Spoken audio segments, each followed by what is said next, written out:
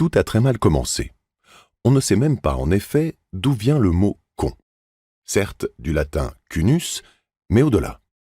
On met parfois « cunus » en relation avec le latin « cuniculus », lui-même d'origine inconnue, mais peut-être ibérique, et qui désigne à la fois le lapin et une petite galerie souterraine.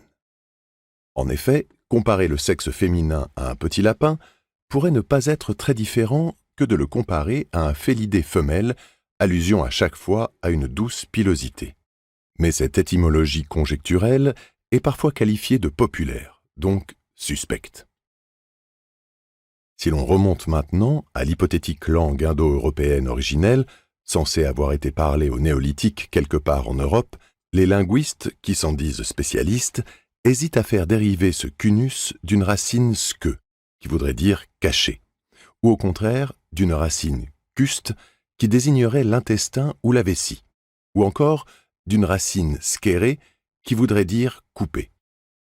On rapproche aussi cunus de l'anglais kant et du néerlandais koet, appellation vulgaire actuelle du sexe féminin dans ces langues et qui proviendrait d'un mot proto-germanique kunton.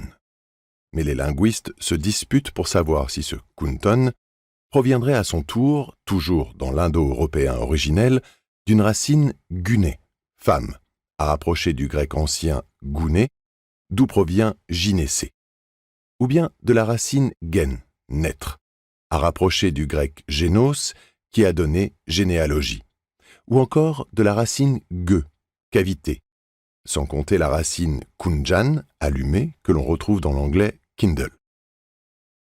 Dans tous les cas, cela n'explique pas pourquoi un mot d'usage très vulgaire, désignant à l'origine le sexe de la femme, servirait en même temps à qualifier la bêtise humaine en général, même s'il est des expressions ambivalentes comme « con comme une bite ». Il est difficile de ne pas y voir un symptôme éclatant de la domination masculine. Dans l'excellente Psychologie de la connerie, 2018, Edgar Morin rappelait comment Jacques Prévert, condamnant son utilisation injurieuse et machiste, lui avait fait remarquer que « con » était un des plus beaux mots qui soient. Mais je reviendrai sur cette question originelle.